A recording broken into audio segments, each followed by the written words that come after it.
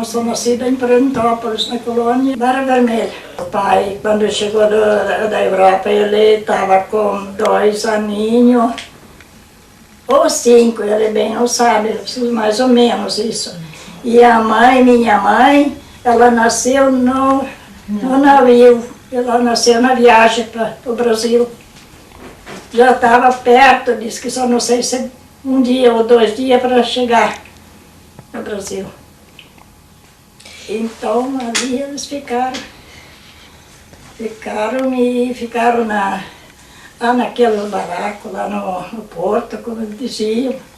E meus pais vieram na Ucrânia, principalmente minha mãe. O pai nem sei direito, mas a mãe veio da Ucrânia com 10 anos de idade. Minha mãe veio de navio. Eles levaram acho que 22 dias para vir. Meus avós e meu pai veio da Ucrânia. Meu pai veio com idade de 13 anos da Ucrânia. Eles contavam porque lá era muito difícil, né, esse negócio de terra. Eles não tinham terra. E daí o Brasil já pediu migração para vir e pagou a viagem também para vir. Então eles vieram para cá. Falaram que acho que 6 ou 7 meses eles viajaram. Até um dos parentes deles, acho que marido da bisavó, morreu, foi jogado no mar, que quando criança nascia morta, eles embrulhavam no pano, jogavam no mar, né? Porque como que fazer velório, né? Tudo era assim, era 6 meses de viagem. Eu não conheci meus avós. Os pais da senhora comentavam por que eles vieram de lá, por causa da guerra? Comentaram, né? Eles falaram por causa que lá estava muito difícil a vida deles lá, né? E estava muito perseguido, né? Pelos poloneses, né? Daí eles vieram embora para cá. Só que, assim, no começo eles sofreram muito, né? Porque era muito difícil, né? Eles não sabiam falar em português, né? Daí eles iam fazer lavoura, fazer as coisas, não sabiam. Era muito difícil. Os meus avós vieram bem jovens da Ucrânia. Eu estava falando com a mamãe, acho que o avô paterno veio do Brasil e ainda era bem jovem. E a avó também, a avó materna também era bem jovem, então eles se encontraram no Brasil e casaram no Brasil já, né? Então, eles são da Ucrânia, todos eles. Eram todos da Galícia, né? Agora que eles diziam Haletinar, Galícia. Muitos vieram para o Brasil e não sabiam que estavam indo para o Brasil. Eu conheci uma família do senhor Pedro Malcott. Ele morou um tempo em Curitiba, mas eles vieram parar em Curitiba não sabendo que iam para o Brasil, porque eles não entendiam a língua. Ouviram, falavam que estavam levando para a América. Bom, eles tinham em mente a América do Norte e vieram para a América do Sul. Não. E muitos desses que vieram para a América do Sul, com a oportunidade eles fugiram daqui. Eles, não digamos fugiram, mas tiveram a oportunidade, eles foram para a América do Norte, né? Mas a razão que trouxe os ucranianos ao Brasil, sem dúvida nenhuma, era a busca da terra, né? Porque na Ucrânia, com os passar dos anos, digamos lá, a família ia dividindo o que eles tinham de terra para os filhos, e cada vez ia ficando menos, né? Aí eles tinham que buscar uma solução, né? E como no Brasil estavam oferecendo terra de graça, eles mandaram muitos vieram para o Brasil.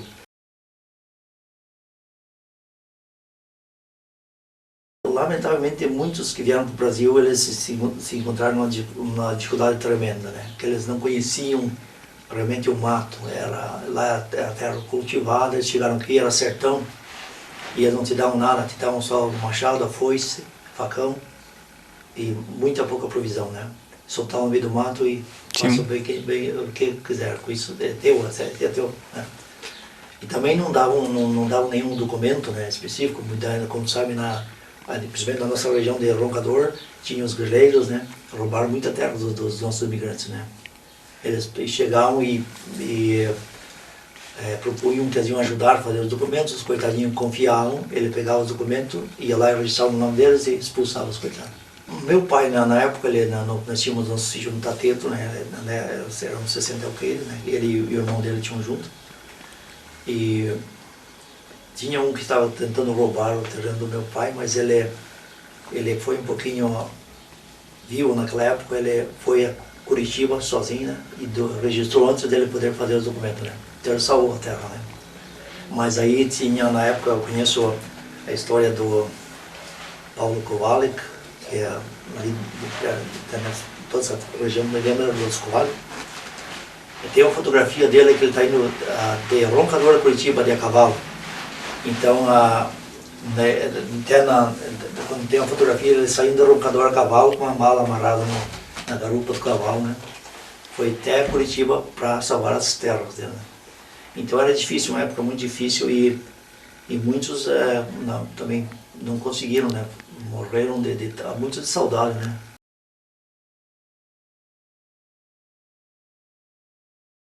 Lá o governo já loteou para cada um lá, deixou lote tudo certo. Daí punhou numa, não sei como falar, que punhou bastante gente embaixo de lona. Não tinha casa nenhuma. Ninguém ganhou casa do governo, ninguém. Só terra. Só para trabalhar, nem eles não tiveram sabendo trabalhar, não tiveram sabendo como que se roça, porque tinha que só roçar com a foice, machado e mais nada, porque naquele tempo era só mato. Era só mato. Foi querido, cada um tinha parte tudo igual, né? Ela não tinha assim o sítio que foi ganhado, 20, 30, era só de 10 alqueiras, né? Cada um era aquela parte, mas eles moravam embaixo dos tocos de embuia, de madeira, assim, porque não tinham com que eles cobrir. Meu pai tinha construído uma casa de madeira, ele mesmo partiu assim tudo a custo de machado, de ferramentas, daquela serra, passadeira de mão, e fez a casa, sabe, de madeira. Daí nós morávamos lá. Primeiro era só um paiol, depois ele conseguiu fazer uma casa melhor, né? Então eu nasci naquela casa que o meu pai rachou a mão, que as madeiras fez, e eu nasci naquela casa, sabe? Que o meu pai tinha feito. E daí eu morei, depois o meu pai faleceu, eu morei ainda até, depois que casei, eu ainda morei 10 anos, daí nós construímos, mudamos mais para cima do sítio. A tia, quando ganhou o primeiro nenê, que ela veio casada, né, veio grávida, ela ganhou o primeiro nenê, ela estava comendo só abóbora na dieta dela, e milho verde, né? E Os filhos. eles plantavam o que lá, dona Tereza? Eles trabalhavam com trigo, batatinha, mas linhaça. Eles tinham uma chacrinha, pequenininha, mas nem que dava para viver, só para consumo. Não tinha, disse que não tinha preço, nada, não tinha para quem vender, é só para... Você não vendia nada, você não para comprar alguma coisa, para pagar imposto da terra, que era quando meu pai falecido comprou 10 alqueires de terra lá em Cruz Machado. Um ano eles levavam juntando de 25 reais. Punhava numa latinha escondidinho para poder pagar imposto do filho lá. Porque dinheiro de onde é que você pegava? Você não vendia nada, você não vendia um boi, uma vaca, você não vendia um porco, porque quem é que ia comprar?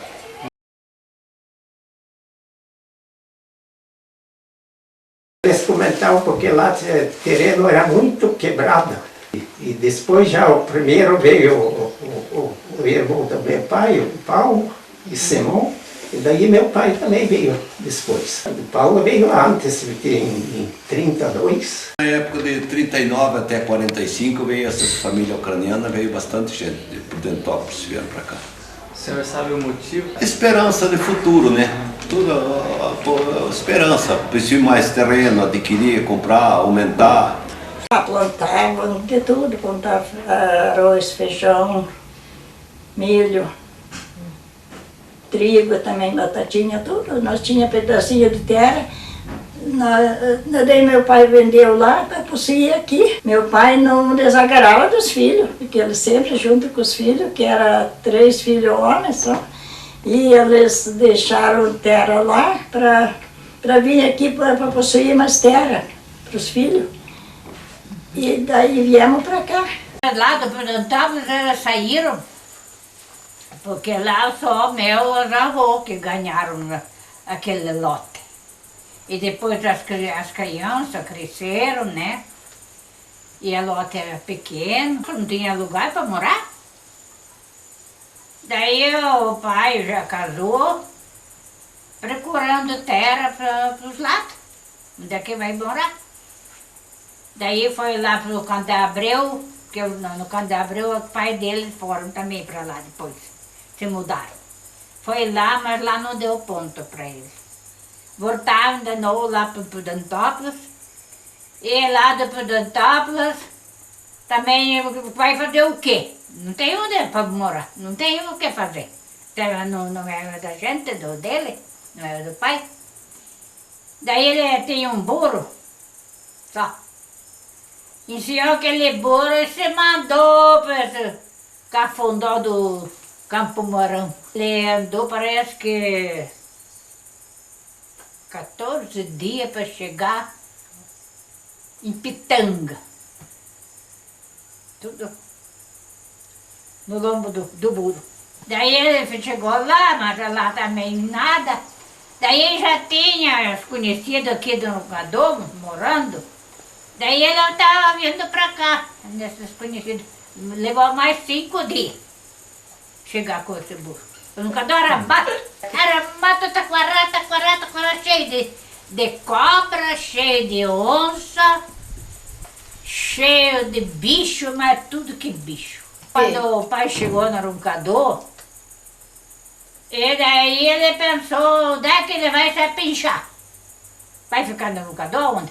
Não, vai lá para o Trado Alto, que agora chama Trado Alto. Porque lá tinha um homem que tinha bastante terra. E ele falou que ele vai distribuir aquela terra para o povo. Daí o pai foi lá, até tratou o lugar já. Tratou o lugar para morar e tudo, com esse homem. Mas, de repente, quando ele tratou lá, e aquele que eu estou falando que estava morando aqui no Nucador, era Paulo Kowalik, era compadre do meu pai. E daí aqui tinha a irmã dele nesse lugar. Já entrou nesse lugar, trabalhar, marido dela. Bem por fim, o marido dela faleceu. Daí já tinha feito um pouco de roça, aquele marido dela, e irmão dela também. E daí eles fizeram aquela roça e de repente saiu uma briga aqui no Santo Antônio. Briga de morte mesmo, se mataram. Daí meu pai ficou lá no compadre dele. Ele falou, mas compadre, você não vai lá no Trado Alto. Você vai naquela terra lá onde é a Ilka, o nome dela é Ilka. Você lá já tem casa, feita de tudo rachado, uma madeira rachada, não cerrada, porque naquele tempo não tinha nada de certo. Madeira assim, tirada, tudo a muque. E daí você fica lá e quando eu legitimar essa terra, eu tenho cedo um pedaço dessa terra. E de repente não foi nada certo. Ele não conseguiu. Daí meu pai se mudou mais para baixo um pouco, agora meus irmãos estão morando aqui embaixo.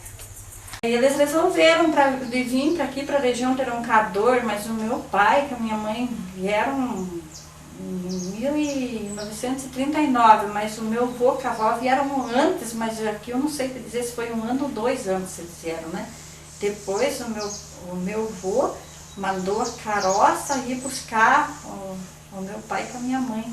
Daí tinha o meu irmão mais velho, que acho que tinha 6 meses, não sei como, os idosos. Aí veio de carrocinha, viagem de mudança de carroça de lá. Porque eles acharam que lá os terrenos eram pequenos e aqui assim, era tudo mato ainda, né? Daí eles acharam que eles entravam, né? Pegar uma posse dos sítios ali e daí ia ter mais terra assim, para ter em cima do que trabalhar, porque lá eles eram, que nem o meu avô sempre falava, eu sou pobre ali e daí eu fico aqui, tenho bastante filho, e do que esses meus filhos depois vão sobreviver, então vamos para o sertão para adquirir mais terra para os filhos, para ficar melhor para os filhos depois, né? E daí foi esse o motivo que eles vieram para Roncador, né? Esse roncador tinha uma bodeguinha, do Casimiro Maibuca. Eu não estou bem certo, mais ou menos de 50 a 70 famílias. De inteiro roncador, por em roda, por tudo. Nós chegamos aqui, não tinha nem escola, nada. Casa de comércio era tudo mato, virgem, por em roda, mas quando muito tinha 10 quilômetros de carregador, para frente era mato. Como Iritama, no Cantu era mato virgem, não tinha nada.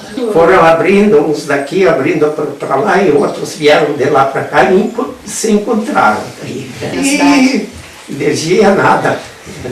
Era lampiãozinho, era querosene. E assim mesmo bem colonizado, porque era difícil para trazer, transportar querosene de lá.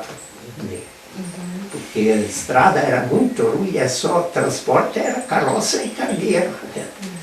Daí já construíram umas colinhas, que já servia de caplete, de capela. E a primeira professora era a Caterina Kitsula. Paulo Kuala que se interessou a trazer. E, então ela dava aula. Depois da Caterina, Paulo Schneer. Depois do Paulo Schneer, Verônica Zola. Depois já vieram as irmãs. Na igreja do São Nicolau, tinha a igreja de madeira. Depois nós já construímos aqui o colégio. E daí foi para frente. E mais que interessava ser o colégio é a família do Kuala que o Joada ali construiu o colégio. Roncador era desde Campo Mourão até Garapuava, estrada de chão. Não tinha luz, não tinha água encanada, nada. Nós íamos morar aqui, então nós tínhamos lampião a gás dentro do salão, que alumiava o salão e a cozinha para mim, né? E no bar, que nós tínhamos bar também, tinha um bujão de lampião a gás, né? Luz, eu não lembro que ano que veio a luz, acho que faziam 6 anos que nós morávamos aqui, depois que veio a luz para cá. Agora o asfalto já fazia mais de 10 anos que nós morávamos aqui, quando começou a asfaltar aqui. E daí de Pitanga para Garapuava começou a fazer asfalto, né? Porque era tudo estrada de chão, desde Campo Mourão até Garapuava era estrada de chão. Como que era Roncador nessa época? Qual que eram as características? Tinha bastante comércio? Tinha Muito um colégio pouco. já? Tinha uma casa comercial, o colégio, muitos anos depois. Esse colégio eu não sei quanto tem, se tem uns 40 anos, 30 e poucos. Mas tinha uma casa de comércio aqui embaixo, na beira do rio, que chamava-se Casimiro Maibuca, primeiro comerciante do Roncador. Depois foi se instalando, depois veio mais o Rosa, veio até Casa Rosa, veio a Paranda, veio, mas ele já bem depois que veio se instalar aqui. E depois veio o colégio. O colégio, inclusive, é um dos muito bom colégio. Aí teve interno de Apucarana, de Cascavel, de tudo lado. Só que aqui do começo era muito difícil, que tudo que precisava era Guarapuava. Inclusive eu tenho 2 documentos aqui, quando autorizou a Casa Escola funcionar, nossa, na Água Doce, que era o município de Guarapuava, que eles deram autorização para funcionar. A escola de Água Doce, em 1940. Depois de 1942, porque eu era criança aí na época, eu sou de 1934. E em 42 criou o município de Pitanga e Piabiru. E Piabiru é mais velho do que Camborão. Aí passou para Pitanga. Mas era transporte de carroça, porco era tocado a pé. De 48 para cá que começou o transporte de caminhão. Mas naquele tempo era difícil. O transporte era tudo por carroção. No início aqui em Roncador, não existiam hospitais, não existiam farmácias, daí a única pessoa que podia ajudar na campanha de emergência eram as irmãs Sérgio de Maria, né? Elas que tinham uma farmácia pequenininha que ajudavam qualquer dificuldade, algum acidente, o que elas corriam até o colégio, né? Então eu acho que elas desde o início foram foram aquelas que mais ajudaram o desenvolvimento do município, né? E com o tempo, né, elas também se aperfeiçoaram mais, tinham mais um jeito de ajudar as pessoas. E até eu lembro que o pai uma vez, ele precisava fazer uma operação, ela fez para ela sem anestesia, sem nada, é só um dedo, né? E ela fez, né? E ele falou, não, está doendo, pode fazer. E elas fizeram, eram corajosas, né, naquela época. Então, Em geral, naquela época, tinham muitos ucranianos aqui, né? E como tem agora, sempre tem muitas famílias aqui que vocês vão ver com o tempo, provavelmente vocês vão entrevistar alguém que eram daquelas, realmente os pioneiros da Roncador, né?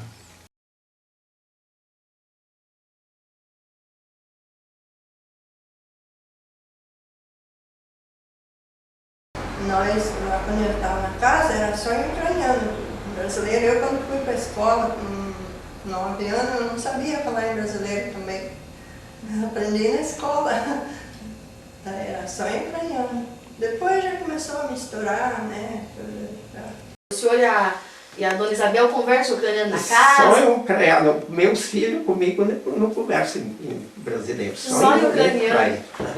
Lá entre eles conversam, entre a família deles, mas com nós aqui. É só em ucraniano. Eu falo em ucraniano, e quem fala muito bem ucraniano em casa é só o meu filho mais velho, Stefano. Ele fala bem ucraniano. Agora outros, todos lêem, cantam na igreja, lerem, mas não querem, não falam quase. É muito difícil eles falar, mas ler eles lêem. É a coisa mais difícil, o Deus livre, não gosto nem lembrar. Tem a piazada ali que são meus colegas, de vez em quando eu falo para ele, tempo que vocês me tiraram um sarro de mim, que eu não falava em português. Ficava tirando, a piazada tirava sarro da escola, né? É que lá no Formoso, então todas as famílias falavam em lá ucraniano, né? Porque era só meus tios, minha avó, eu acho que tinha uns vizinhos lá, mas era tudo... Então é engraçado que tinha uns meninos que brincavam com nós lá na era... Eles eram de origem, assim, sabe, português mesmo, brasileiro. Brasileiro nato, do meio do mato mesmo. E eles aprenderam a falar em ucraniano e nós não aprendíamos a falar em brasileiro. Eu sempre falo em ucraniano.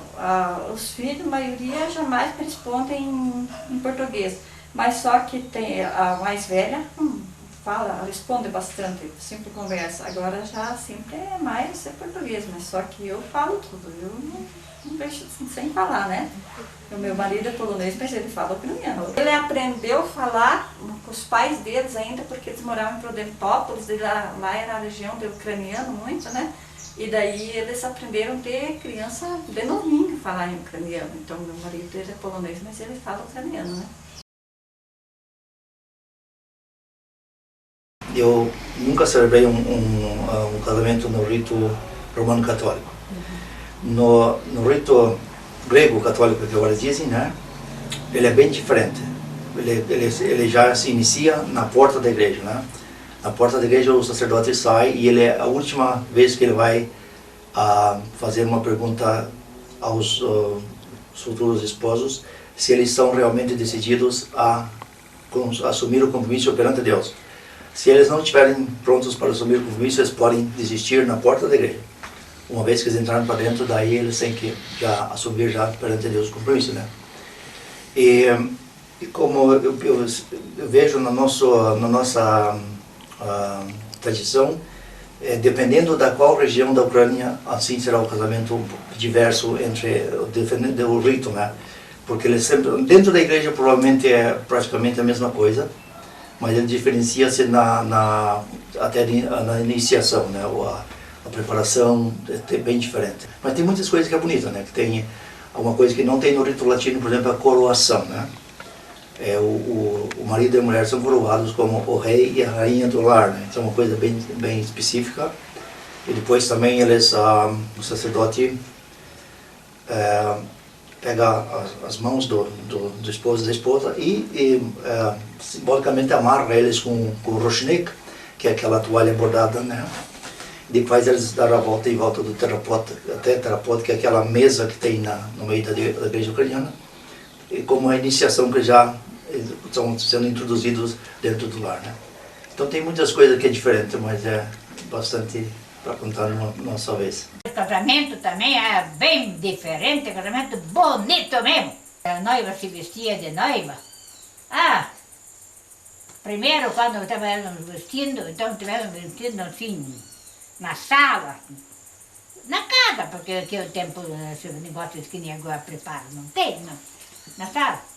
Irmão mesmo, irmão, se tinha irmão daquela noiva, Ele pegou, penteou o cabelo dessa noiva.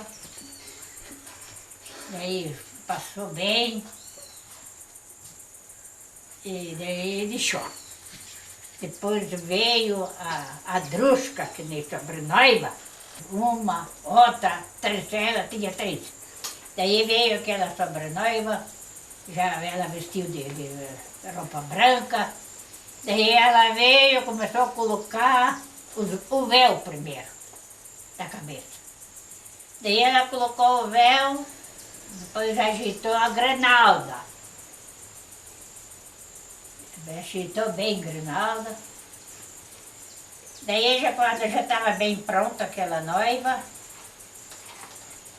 daí a mãe, o pai, se tivesse os 2 vivos, eles vieram aqui, sentaram, pegaram um pão, assim, segurando o pão, e aquela noiva estava se ajoelhando, pedindo a bênção. Pro casamento dela. O casamento nosso foi assim, que nós casamos lá em Pitanga, na igreja, só que não é essa igreja grande que tem agora. Era uma igreja pequena, de madeira. Os costumes nossos eram tudo, quando chegava em casa, os noivos, né? A minha mãe recebeu com pão e vinho, né? Água. Né? Primeira coisa, ela deu a água para mim tomar e pro Pedro. E aí depois deu o vinho, né? Daí nós tomamos o vinho, jogamos para trás. Que nem, né? E daí ela me recebeu com pão. Então até agora acho que existe essa cerimônia nos ucranianos. Qual é o significado assim, disso, a tia o sabe significado o vinho, eu não sei muito bem o significado. Agora do pão um significado que ela me recebeu com pão, que nunca me faltasse nada dentro da minha casa, assim, sabe? Então era esse significado do pão. E da água também. E como é que funcionava? Tinha aquele costume, por exemplo, de 3 dias antes ser na casa do noivo, que fica? Como que é isso? Tinha, só que o nosso não foi feito, por causa que nós morávamos longe, né? O meu irmão, quando casou, mais velho, o Pedro, lá dele foi. Quando primeiro foi na casa da noiva, né? Eles foram sexta-feira, daí já tinha almoço lá, tudo. Casaram, daí sábado eles fizeram o casamento, né? Casaram, e daí sábado, depois do casamento, eles vieram para casa da minha mãe. Daí foi outra festa na casa da minha mãe.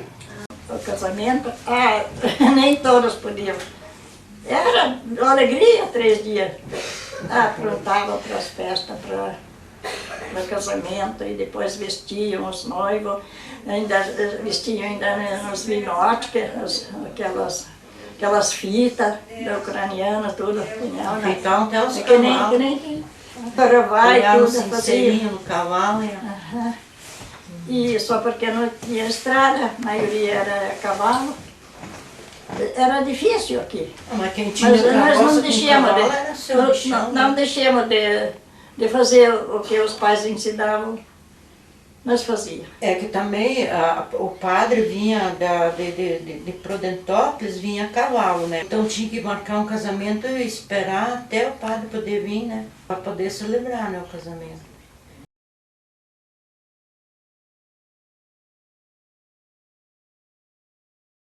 Na nossa família, graças a Deus, nós tivemos uma ligação bem forte com a igreja, né? Então sempre nós cultivamos toda a nossa tradição. Natal, sempre a gente começa com a Santa Ceia, né? E depois a gente vai sempre tinha missa da meia-noite, né? Nós todos íamos juntos.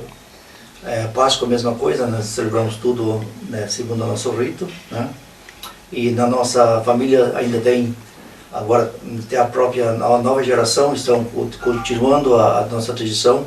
Eles ainda pintam as pêssacas, né? Como se veja aqui atrás de mim tem algumas, que é já de autoria das novas gerações. Na Páscoa nós temos, agora que não se pratica quase mais aqui no Brasil, provavelmente não sei se continuam fazendo, era a Halilka, que brincavam em volta da igreja, né? E cantavam todas aquelas cantigas que tem bastante, se for passar cada uma, passa um pouquinho da história de Adão e Eva, né? Depois a queda, né? E a salvação. Então são tudo coisas que se relacionam com a nossa salvação. E o Natal, principalmente, é a colhedar, né? Que nós cantamos pelas casas, aquelas cantigas de Natal que contam também sobre o nascimento de Cristo e vai se desenvolvendo com a nossa salvação, né? Nós, ucranianos, temos na nossa tradição que no dia de Natal visitamos todas as casas dos nossos paroquianos, assim como um dia apareceu o anjo dizendo que o Messias dele tinha nascido, que veio ao mundo a esperança, a vida e a paz na terra para os homens de boa vontade. E assim nós, com esse espírito, nesse sentido, visitamos todas as casas, dizendo que Cristo nasceu de verdade e que Ele está vivo hoje no meio de cada um de nós. Assim como os pastores levaram os presentes, assim nós também visitamos as casas, anunciando a paz e a esperança para todos. E em cada casa que a gente chega, sempre é um canto novo, uma nova mensagem.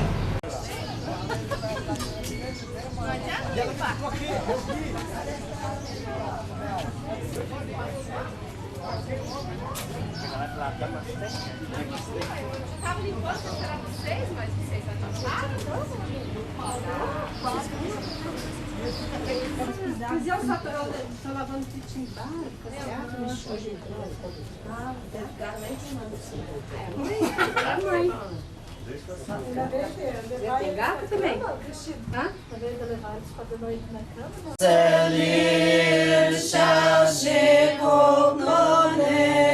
Niech Chrystus rodil, shall widny jaskieni, posledne wiko stał czolowi, kości oczyszczaj też na ziemi.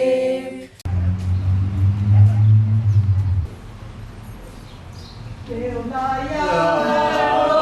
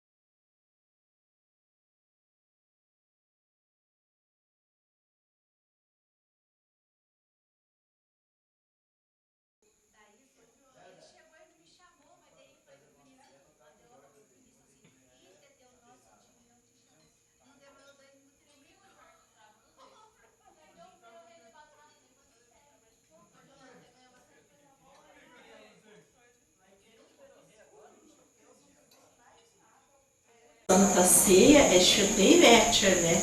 Que a gente faz a pronta, né? Perorê, roluti, de vários tipos, né? De arroz, tem de herética, tem de arroz cozido no caldo de feijão, que chama arroz preto, né?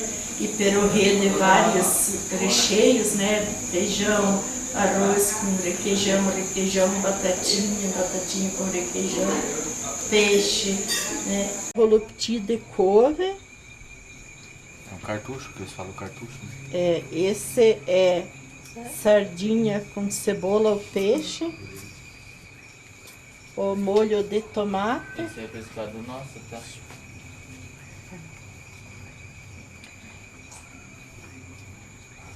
Esse é perorê de batatinha, a nata, perorê de feijão, perorê de feijão eu adoro. cerveja caseira. Vou até gravar aqui na minha cabeça pra mim lá. É aqui. Esse é rolupti de repolho. Esse é peixe. Pão, que é perorê de arroz e requeijão. Aqui é boste. Vai pra ela dar uma tomada assim, só um pouquinho.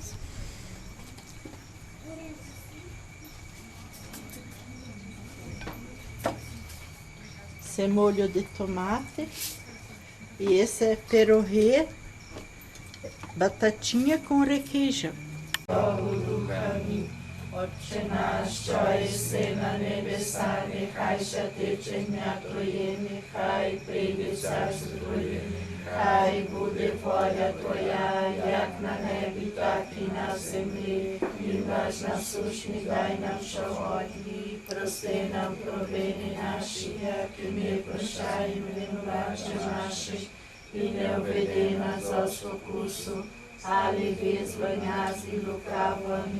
Bohorodice divorado i šauradania Marije, hostas tobою благословена, ти між жінками благословені, плід лона Твого ти породила Христа і спас і збавителя душі наші. Господи, помилуй, Господи, помилуй, Господи, помилуй, благослови, Отця і Сина, Святого Духа. Pegar esse que não Deixa eu ver o beijo pra ela. O da cobrinha lá. Não, segurinho. Ah, piramboia? Lorena, você gosta Desmanchou tudo. Você quer? O repolho era tá cheio de muito... Lorenza quer rolupti desse? Mas tira pra mim.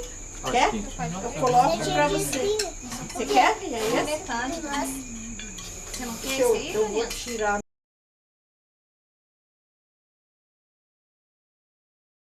Pois nós plantamos soja, plantamos milho, mas é só para o gasto. De planta soja, no inverno planta trigo, e daí a minha filha está mexendo com vaca de leite, né? Daí faz a pastagem de inverno, uma parte do sítio ocupa para pastagem. E agora no verão também, uma parte ocupa para mireto, né? Faz de verão, né? Então não planta toda a área. Na verdade que nós não planta toda a área porque a reserva é bastante, né? Porque tem que ter a reserva. Daí o que a gente planta só que são só 15 alqueires que nos ocupa, o resto tá no mato. Cultiva o quê? Agora a maioria é criação, porque a chácara é pequena, então a maioria é em pasto. Vacas de leite, essa coisa. Só porque quem lida com vacas de leite é o gênio, que é o filho. Que a gente não tem tempo, lida com o povo, farmácia, essa coisa, posto. Eu agora com meus filhos nós plantamos soja, milho, mas é sempre o preço muito baixo e o investimento muito alto para a lavoura. Então, às vezes, o preço não encobre a despesa, não é? Então, a gente, às vezes, até está meio fracassando na lavoura. A dificuldade é sempre por causa que você vê, a gente vai comprar os produtos, né? A gente, com a semente, eu nem sei quanto que o meu Joãozinho pagou, né? Mas o preço que está a soja, R$45 o soja, né? A semente louca de cabra, os produtos que a gente compra, né? Para passar na terra, para matar o mato depois, quando dá uma doença para passar. Então, sempre tem dificuldade. E muito. tem alguma coisa que a senhora planta lá para consumo? Eu planto, lá nós temos arvoredo, né? Planta um pouquinho de arroz, sempre, feijão, nós nunca compra, sempre tem crioulo, né? Com a planta. E daí eu tenho as vacas de leite lá, que traz leite para casa, né?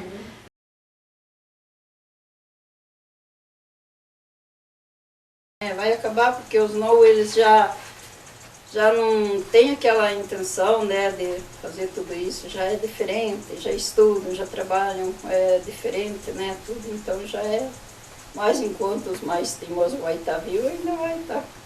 Está tudo diferente, gente. Primeiro era tudo mais simples, agora os novos aqui que estão se criando estão abandonando, né, não se interessam mais, quase estão esquecendo tudo em língua brasileira, né. Não querem segurar a nossa língua ucraniana. Se continuar assim, vai acabando, porque os novos estão abandonando. Що по-бразильськи, що бразильяни, що нема наших більше. Прийде ще вдома ніхто не говорить по-українськи, ну по-бразильськи. Вже багато не знають свого вже більше. Подивіться, bem dizer que os novos agora esqueceram de falar em ucraniano, não querem falar mais, ou não querem, mesmo não querem, porque os pais mesmo não ensinam, né? Então está se acabando por devagar. E, lamentavelmente ele está se perdendo, né? Por causa da... uma coisa que se perde a língua, né? Perde todo aquele misticismo das coisas, né? E eu vejo que a língua está cada vez mais difícil de ser preservada e também as tradições estão sendo cada vez menos praticadas, né? E então a cultura vai enfraquecendo. Mas eu digo agora que ela não vai se perder completamente por causa que a Ucrânia agora é livre, né? E até na minha paróquia, por exemplo, onde é que eu trabalho, temos muitos agora que são da quarta leva de imigrantes da Ucrânia, né? E eles, sem dúvida, eles mantêm a tradição muito forte lá, né? Até o próprio coral, nossa igreja temos 4 corais, né? O coral das 10 horas, a maioria são, os cantores, os participantes são da quarta leva de imigrantes da Ucrânia, né? Então, nesse sentido, eu acho que nos Estados Unidos a tradição está sendo renovada, né? A cultura também vai ser renovada, né? Eu acho que está se perdendo. Porque a gente vê que, assim mesmo na igreja, a gente vê só pessoas de idade. A juventude não participa mais da igreja, porque acho que eles acham que é difícil, ou não sei, mas a gente não vê pouquinhos jovens a gente vê na igreja dos ucranianos. Mesmo jeito que o padre faz missa em português no sábado. E mesmo assim, para facilitar, o padre faz em português no sábado, porque fala que é ali que não entende, né? Mas mesmo assim não participam. Pouquinha gente que vai na igreja ucraniana dessas mais novos, né? O que é que nem agora domingo, né, eu estava olhando, tinha só umas 5 meninas, e meninos, os rapazes, aí é pior. Que a rapaziadinha não vai mesmo. Estou abandonando. Sabe que para mim, na minha ciência, no meu coração, está pesado por causa disso. Eu não posso se conformar com isso. Eu não posso. Nós chegamos nesse mato aí, não tinha nem um vizinho ucraniano, só eles. Mas nós não nos abandonemos, falar ucraniano, rezar ucraniano, cantar ucraniano. Que nem para o Natal, cantar escolhe, depois para Páscoa, a Raiuca, que nem a gente brincava. Oh, como nós que brincava aqui, essa Raiuca. E hoje em dia não tem mais por quê. Para mim está pesado na minha ciência. Eu não quero que ele se abandone. Eu não quero. Eu até estou pedindo para Deus para voltar esse negócio. Para o jovem a reconhecer. Por que abandonar? Por quê? Será que é tão feio? A primeira igreja é a família, né? Se a fé não for, a fé e a religião em si não for praticada na família, a igreja não pode ajudar muito, né? Porque se formos pegar em consideração, quase todos os católicos se resumem à missa domingal, né? E além de outra forma não vão à igreja, né? Além se não tiver alguma razão específica para um casamento, um funeral, um batizado, vão só aos domingos e muitos não vão nem mesmo ao domingo na missa, né? Então, eu acho que a religião em si deve ser praticada na família, na casa, né? Daí simplesmente ela vai manter a igreja viva, né? Então, a primeira igreja é a família, né? Дякую що ви сте приїхали тут і Дуже дякую вам за все і щасливо вам, щоб в школі йшло. І щоб ви тут прийшли нас довідати. І щоб вам все добре було. Най вас Бог благослови за все. Усім тим українцям, що будуть слухати, мабуть, пізніше це, що ми говорили, я бажаю Божого благословення, щастя, здоров'я. І нехай Господь Бог провадить вас дорогою, що веде до щастя вічного. І нехай благословення зійде на всіх вас, во ім'я Отця і Сина, і Святого Духа. Амінь. Слава Ісусу Христу! Slava na Vicky.